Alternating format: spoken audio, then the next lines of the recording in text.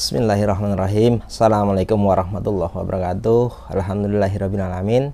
Selamat berjumpa kembali dengan channel edukasi saya.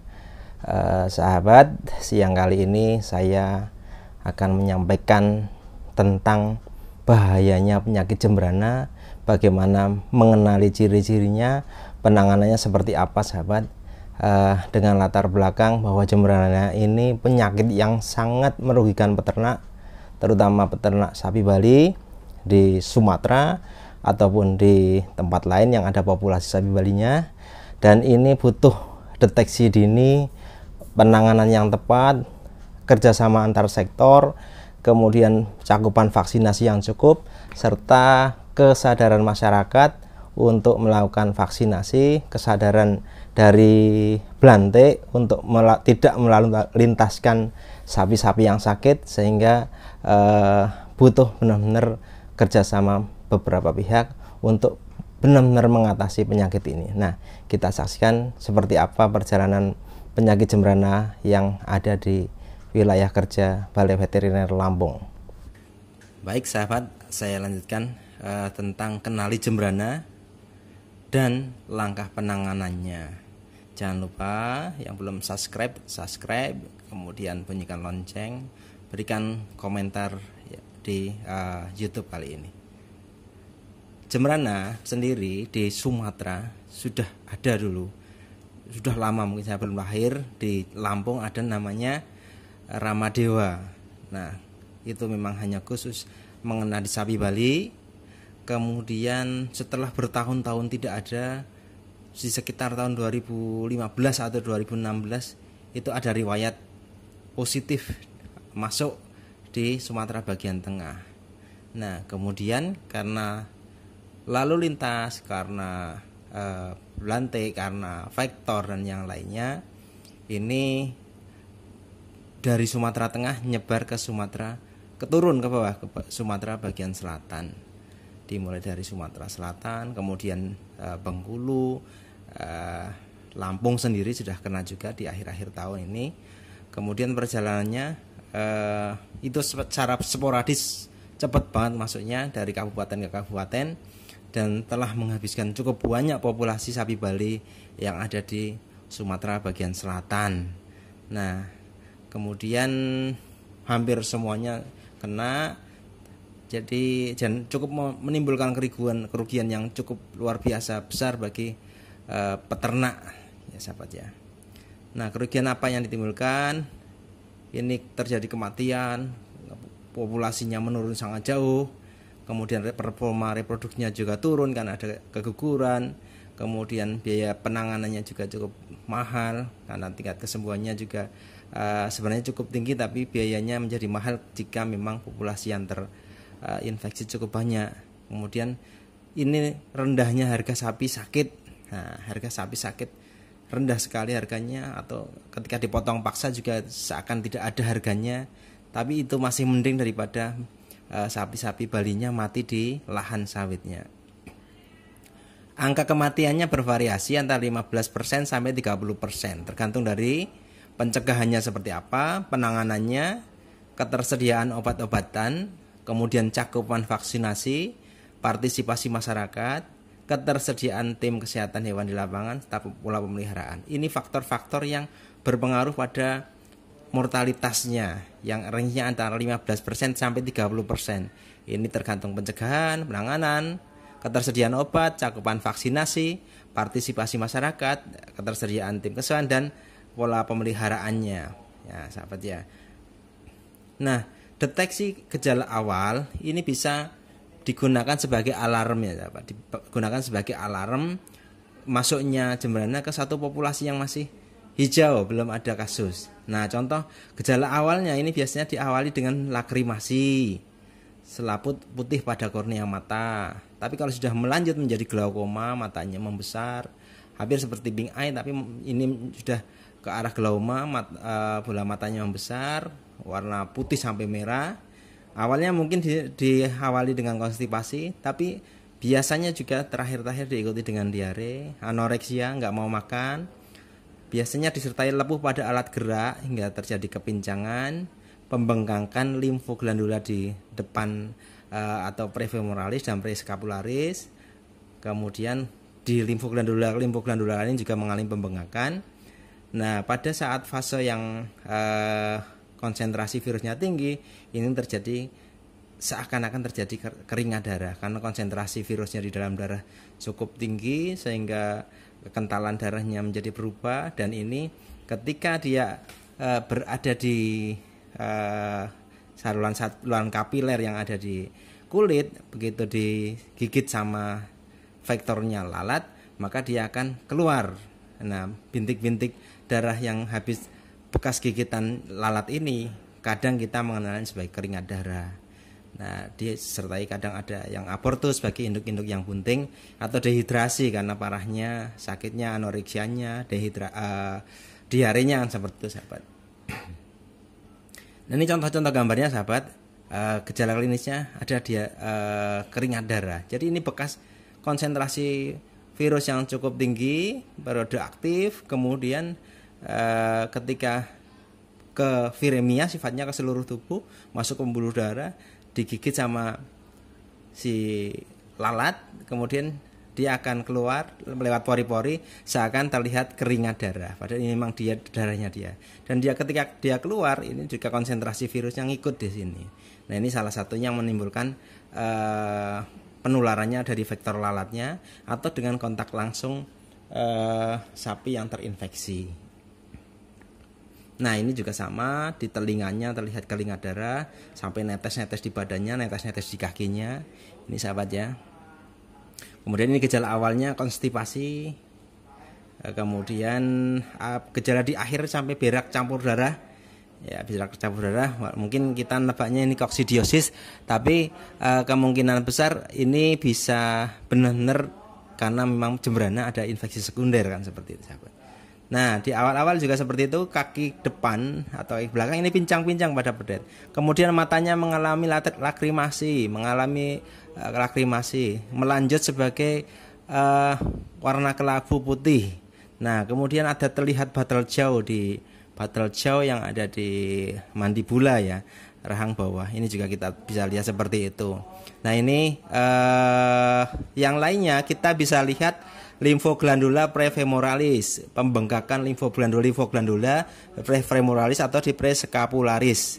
Kemudian ini juga bercak-bercak bekas gigitan lalat yang terjadi keringat darah. Kemudian di sini kita bisa lihat juga limfoglandula prefemoralis membengkak, kemudian flanknya kosong, dia tidak mau makan, seperti itu. Ini periode yang aktif seperti ini biasanya beberapa jam, kemudian kalau dia nggak kuat dia akan mengalami kematian, sahabat. Nah, ini juga beberapa terjadi keguguran, ya sifatnya memang ketika infeksi virus menimbulkan demam, ujung-ujungnya akan terjadi keguguran pada induk-induk yang bunting, sahabat ya. Nah, ini juga pada pejantan terjadi gejala seperti ini, nggak mau makan, beberapa hari terlihat kurus. Kemudian di sini terjadi batal jaw tadi, kelihatan air matanya sudah mulai mengalir seperti ini. Nah, ini risiko ketika memang terjadi perkawinan secara alami di lahan sawit. Ini menularnya akan semakin gampang, terjadi kontak secara horizontal dan segala macamnya. Nah, sahabat, itu tadi ciri-cirinya, gejala klinisnya jembrana, baik ciri-ciri awal sebagai alarm atau mungkin ciri-ciri yang sudah melanjut. Nah, kami Balai Veteriner Lampung melakukan surveillance aktif, memantau sebenarnya untuk mendeteksi dini atau mengukur prevalensi penyakit atau dalam kegiatan-kegiatan investigasi jembrana di kabupaten-kabupaten di wilayah kerja kami ya, sahabat ya. Ini dengan cara pengambilan sampel darah. Nah, pada kasus-kasus yang aktif, teman-teman di lapangan bisa mengambil darahnya. Kalau dia gejala klinis, mungkin yang diambil adalah nanti prosesnya ada plasma. Tetapi untuk mendeteksi ada tidaknya di populasi yang belum terjadi gejala klinis, kita bisa memanfaatkan Bavicode-nya, sahabat ya. Nah, pada tahun 2021 kami melakukan investigasi penyakit jembrana bahwa cakupan vaksinasi salah satu kabupaten ini cakupan vaksinasinya masih kurang dari 20% populasi ya, sahabat. Ini yang cukup mengkhawatirkan, cakupan vaksinasinya kurang dari 20%. Kemudian pasti tidak mencukupi untuk populasi tersebut, apalagi sapi-sapi yang berada di ekstensif di lahan sawit. Kemudian kesadaran masyarakat untuk melakukan vaksinasinya juga tidak terlalu bagus, apalagi repot dan segala macam alasannya sapinya sudah terkadung dilepas di lahan sawit dan segala macamnya. Jadi ini hal-hal yang menjadi tantangan buat pengendalian pencegahan jembrana sendiri, selain memang cakupan vaksinasinya yang memang harus difikirkan oleh pemerintah daerah, pemerintah pusat, atau mungkin kalau memang bisa memungkinkan dari dana desa, sahabat ya. Nah, data yang kami dapatkan selama investigasi ini, morbiditas atau prevalensi penyakitnya ada 10%. Dari 1000 ekor kita mendapatkan 10% atau 100 ekor yang terdeteksi mengalami gejala klinis dari data yang ada. Kemudian terjadi kematian atau potong paksa 17%, ini cukup banyak ya sahabat ya. Dari 1000 ekor ada 170 ekor yang potong paksa atau mati. Mengalami kesembuhan sebanyak 26%. Kemudian yang diobati responnya bagus. Ini kesembuhan tapi prosesnya cukup lama. Tapi ini keberhasilan kesembuhannya, pengobatannya berlangsungnya cukup cepat karena memang segera dilakukan pengendalian, deteksi dini, pengobatan, kemudian dia langsung dilakukan isolasi di kandang-kandang intensif seperti sahabat. Nah, beberapa faktor yang dapat menularkan, dulu terjadi perguliran ternak antar kelompok. Si kelompok A mendapatkan indukan, kemudian anaknya digulirkan ke kelompok B. Nah, di kelompok B ini dia anak-anak tadi mendapatkan gejala klinis di kelompok baru. Kemudian positif jembrana, ini dilakukan aktivitas jual beli oleh belantik, atau di tempat lain terjadi kasus jual beli oleh belantik dengan iming-iming harga murah, mencemari suatu populasi yang masih bersih, sehingga masuk dalam populasi ya udah terjadi penularan lokal. Kemudian ini menjadi musibah yang cukup besar bagi peternakan yang memang dipelihara secara semi intensif ataupun ekstensif sahabat. Nah, ini contoh, kami datang ke desa B. Desa A kita petakan sudah positif jembrana. Kemudian kita bergeser ke desa B, masih terlihat sehat-sehat. Tapi kita di desa A tadi sudah zona merah, di desa B ini kami menganggapnya sudah zona kuning karena kita bisa melihat beberapa menunjukkan gejala-gejala awal dari jembrana. Nah, ini contoh-contohnya juga faktor-faktor lalat yang bisa menularkannya seperti ini, cukup banyak. Nah, kemudian ini gambarannya ada tulisan hati-hati banyak sapi menyeberang. Nah, kemudian ini memang lalu lintas sapi banyak sekali, lahan sawit yang ribuan hektar. Ini untuk sapi Bali diintegrasikan ke situ yang cukup membuat produktivitas cukup tinggi.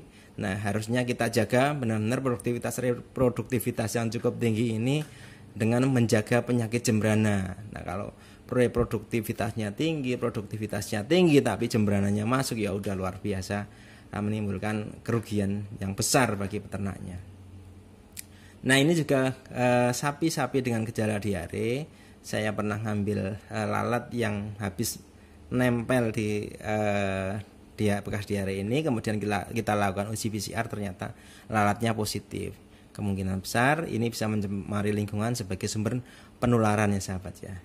Nah, sebenarnya teman-teman di lapangan, kalau vaksinnya tersedia, mereka ini teman-teman semuanya melakukan vaksinasi. Bahkan sahabat, karena cakupan vaksinnya yang masih cukup rendah dibandingkan populasinya, ada beberapa yang sebenarnya lebih awal melakukan vaksinasi dengan sistem konvalesen. Jadi contoh, ini sapi positif jembrana dengan konsentrasi virus yang cukup tinggi, kemudian diambil serumnya banyak-banyak, dilakukan inaktivasi. Ya, prosesnya sama dengan konvalesen pada manusia, tapi teman-teman yang ada di lapangan itu melakukan yang sederhana saja. Nah, ini mungkin bisa menjadi masukan buat kita semuanya. Artinya sebenarnya teman-teman petugas di lapangan itu lumayan kreatif, tapi mohon untuk segera didampingi, kemudian supaya tidak terjadi hal-hal yang di luar nalar ilmiah sahabat ya. Nah, tetapi efektif. Begitu terjadi ini sapi mengalami gejala klinis, kemudian diambilkan serum konvalesen karena keterbatasan vaksinasi, ya ternyata terjadi kesembuhan. Nah, beberapa juga ketika divaksinasi, kemudian pada musim jembrana berikutnya ternyata dia terjadi lagi gejala klinis jembrana lagi. Artinya memang protektivitasnya sudah mulai menurun, ya, antibodinya titernya sudah mulai menurun dan sudah wajib dilakukan booster ya sahabat. Nah, ini juga harus hati-hati pada program-program yang membutuhkan pengumpulan massal, pengumpulan ternak massal. Hati-hati pada kasus yang pada suatu peternakan atau desa yang statusnya zona merah, ini dilarang melakukan pengumpulan secara massal, karena pengumpulan secara massal justru akan berakibat tingginya angka penularan. Nah, gitu seperti itu. Dan hati-hati juga aktivitas palpasi rektal dengan glove, kemudian dengan sepet, ini juga harus dilakukan benar-benar secara aseptis supaya tidak terjadi penularan dari satu ekor ke yang lainnya, sahabat. Nah, sahabat, ada beberapa trik, ada beberapa teknik untuk menurunkan angka kematiannya. Ya, kalau memang vaksinasinya belum cukup, ya paling tidak kita bisa menurunkan angka mortalitasnya. Yang pertama adalah deteksi dini gejala awal, bisa dilakukan isolasi pada sapi yang mengalami gejala klinis, segera diisolir, kemudian diobati, jangan dilepas lagi dulu karena dia bisa menularkan, dan juga ketika diisolasi dilakukan perawatan secara intensif, bisa terjadi kesembuhan yang cukup tinggi. Nah, gitu. Kemudian kurangi tingkat kesakitan dengan treatment. Nah, jika terjadi deteksi awal dilakukan, maka segera bisa dilakukan treatment secara dini, entah itu dengan treatment perawatan, dengan treatment pakan, obat-obatan, kemudian penurun panas, kemudian anti diarenya, atau mungkin diberikan juga elektrolitnya untuk mengatasi diarenya. Itu hal-hal yang bisa dilakukan untuk benar-benar bisa menurunkan mortalitasnya. Kemudian isolasi dari populasi tadi. Kemudian tangani gejala klinis yang mengikuti. Ketika demam kita kasih turun panas, ketika memang terjadi anoreksia kita bisa berikan obat-obat untuk meningkatkan ruboransianya. Kemudian mohon ini untuk dilakukan vaksinasi. Vaksinasi juga sudah tersedia vaksinnya di Puspetma Surabaya, itu tersedia dan efektif sebenarnya. Kalau memang dari pemerintah tidak mencukupi cakupan vaksinasinya, ya monggolah peternak bisa untuk mandiri paling tidak. Bayangkan menjual satu ekor sapi sehat untuk membeli vaksin, contoh namanya mau mandiri, itu bisa untuk memvaksin berapa ratus atau berapa puluh populasinya, menyelamatkan segitu banyak populasi daripada mengandalkan mengandalkan jatah vaksinasi dari pemerintah yang mungkin cakupan vaksinasinya tidak terlalu tinggi. Apalagi di masa Covid ini pasti semua anggaran-anggaran untuk yang lainnya dinomor duakan karena lebih memprioritaskan Covid ya sahabat ya. Nah sahabat semuanya, demikian tadi kita pengen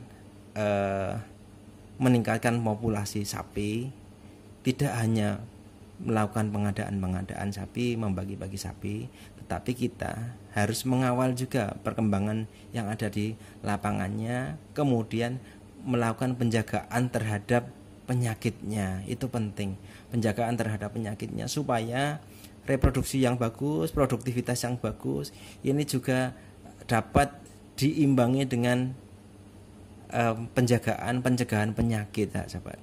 Kita tadi sudah jelaskan begitu bagus pun reproduktivitasnya, tapi ketika memang ada serangan penyakit yang sifatnya sistemik, sifatnya penyakit populasi, sangat mudah menular, maka ini ancaman besar bagi populasi yang kita harus kembangkan sahabat. Nah ini mohon kerjasama semuanya, jaga lalu lintasnya, kesadaran belantik untuk tidak mengambil keuntungan sepihak. Kemudian peternak juga tidak tergiur dengan iming-iming harga sapi yang murah, karena ini semuanya harus benar-benar dilakukan secara bersama-sama. Entry point harus tetap dijaga, Mudah-mudahan juga pemerintah daerah bisa menganggarkan alokasi dana untuk menjaga perbatasan ya sahabat. Mungkin sekian dari saya, mudah-mudahan bermanfaat. Assalamualaikum warahmatullahi wabarakatuh.